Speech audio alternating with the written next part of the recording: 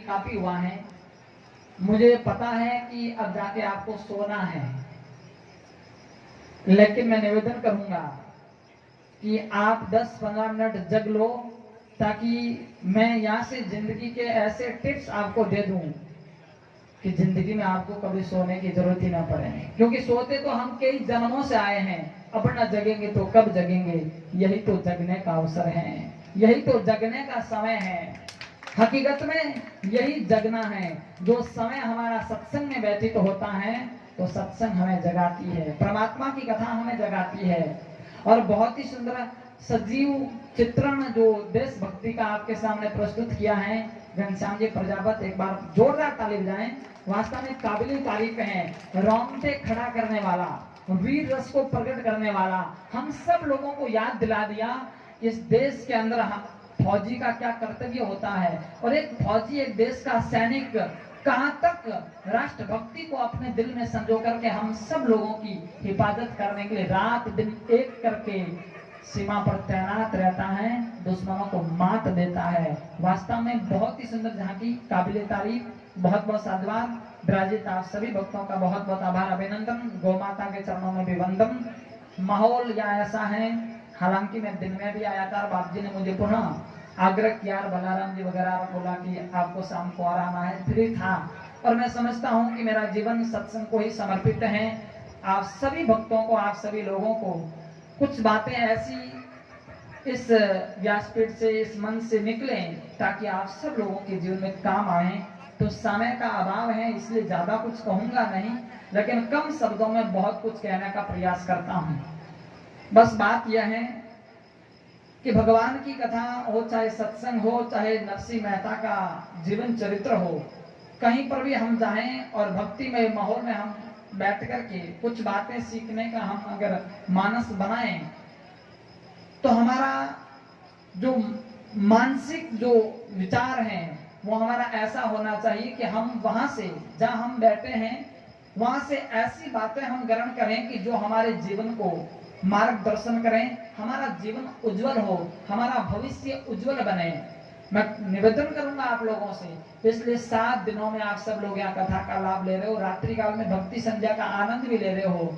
क्या पाया है अभी तक आपने, यहाँ से क्या सीखा है आपने, जरा विचार करना है। समय निकाला होगा आपने, हाँ आपको ठीक है, थोड़ी बहुत मानसिक शांति जरूर मिल गई होगी। घर में लड़ी रहे तो आ गया, बोले हलो सत्संग में मरा जाएगा 4 घंटा तो माता थोड़ी मिट्टी, क्योंकि गृहस्थ में तो वही हो गए, कने लुकी लड़ ले तो कने धनी लड़ ले, कने टाबरिया माता फोड़ी कर दे, बोले करें कहीं तनाव आएगी, वो आपकी टेंशन बनी है।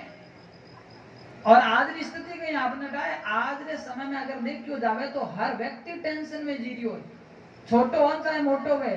जका ने पूछा की करा, बोले बाकी तो सब ठीक है, पर टेंशन बहुत है। जना तुझे ठीक नहीं है, बोले बाप जी यूं तो आवड़िए, पर टेंशन बहुत है। हर आदमी टेंशन में है, टेंशन बहुत है, टेंशन बहुत है, टेंशन बहुत है। अरे भैया किस बात की टेंशन है, तो जवाब मिलता है ये तो मुझे भी मालूम नहीं। उतने बड़ा ठाक होने की टेंशन है कि नहीं बात। हर आदमी टेंशन में जी रही हो, और इन वास्ते कलयुग रो दूसरो नाम टेंशन युग है। तो और जो को टेंशन है, मानसिक तनाव जो है, अशांति जो है, ये कैसे दूर होगी? ये सत्संग में बैठने से दूर होगी, भगवान की कथा को श्रवण करने से दूर होगी। और वहां व्यासपीठ से, मन से ऐसे शब्द जो हमारे जीवन को बदल दें, उन सारे शब्दों को अगर जीवन में धारण करें और हमारा मार्गदर्शन हम स्वयं करें, तो कहीं न कहीं हमारे जीवन में बदलाव आ सकता है। बाकी आज का समय अगर देखा जाए तो व्यक्ति जी तो रहा है, लेकिन हकीकत में उनको जीना नहीं आ रहा है।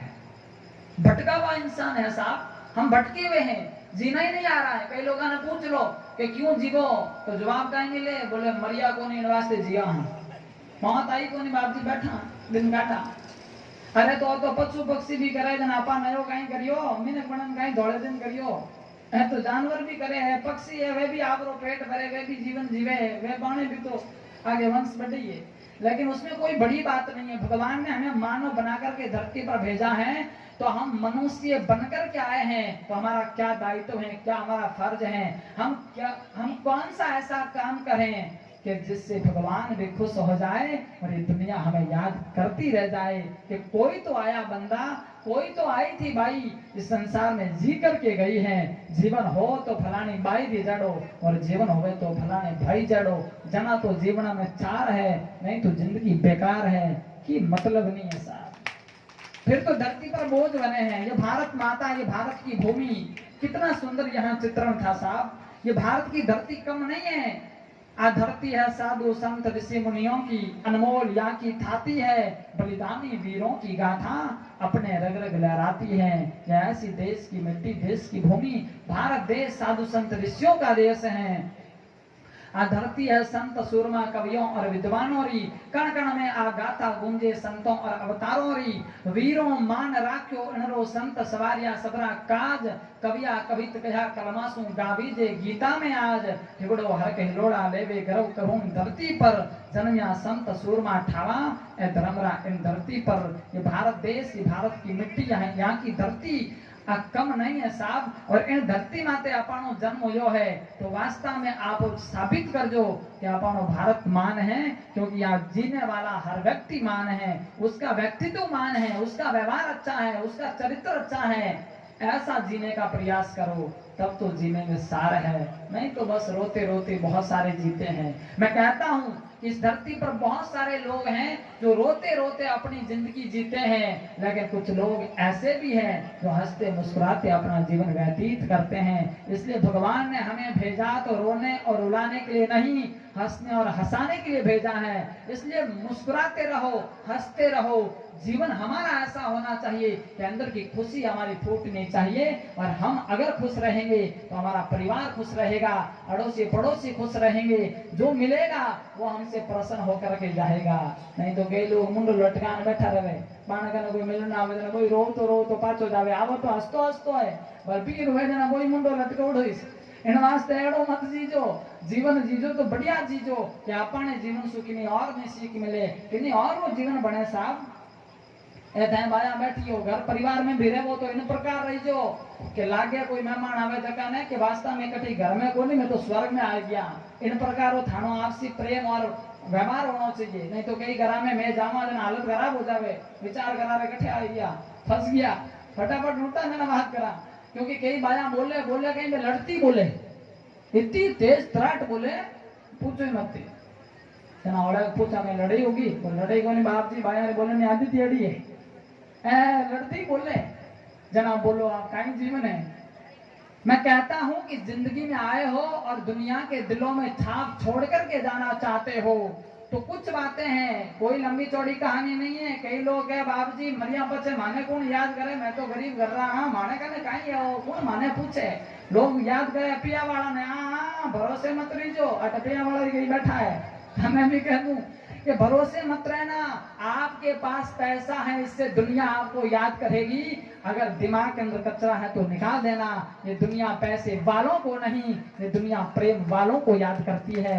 जो व्यक्ति प्रेम से जीवन जीता है, प्रेम बांटता है, उसी को ये दुनिया याद रखती है। इसलिए हमेशा प्रेम बांटिएगा, प्रेम से जिंदगी जिएगा तो दुनिया याद करेगी, आपका परिवार आपको याद करेगा, आपके रिश्तेदार आपको याद करेंगे। और प्रेम थाने अंदर वेला तो थाने रिश्ता में भी पचेंगे, मिठास रहेला। और थाने जीवन में अगर खटास वेला तो जुबान माते कड़वाट वेला तो बस रिश्ता में कड़वाट आनी है, पच तो पूछो ही मत दे। इन वास्ते जीवन अच्छो जीजो। देखिए दो चार बातें कहता हूँ, पैसे की बात छोड़ दीजिएगा, आप ये मत सोचिएगा कि हमारे पास कुछ नहीं है लोग हमें याद नहीं करेंगे, बिल्कुल नहीं, यह आपकी गलत फहमी है, गलत विचारधारा। मैं कहता हूँ तीन चार चीजें जीवन में उतार दो।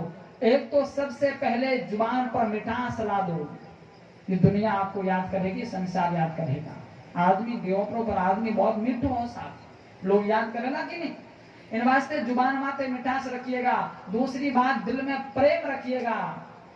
तीसरी बात, हमेशा मन में भलाई की भावना रखिएगा। होगा तो भला करेंगे लेकिन बुरा कभी किसी का नहीं करेंगे, ये संकल्प लीजिएगा। ये दुनिया आपको याद करेगी। और इस दुनिया के अंदर अगर कोई अमर है, इतिहास के पन्नों में अगर किसी का नाम दर्ज है तो ये वही लोग हैं कि या तो जिन्होंने औरों के लिए अपना जीवन समर्पित किया है, या फिर जिन्होंने औरों का पेट भरा है, या जो परमार्थ के लिए जिया है, या फिर जिसने भगवान का भजन किया है, और या फिर जिसने अपना व्यवहार अच्छा रखा है, या फिर जिसने अपनी जुबान पर मिठास रखी है, वो कुछ बिरले लोग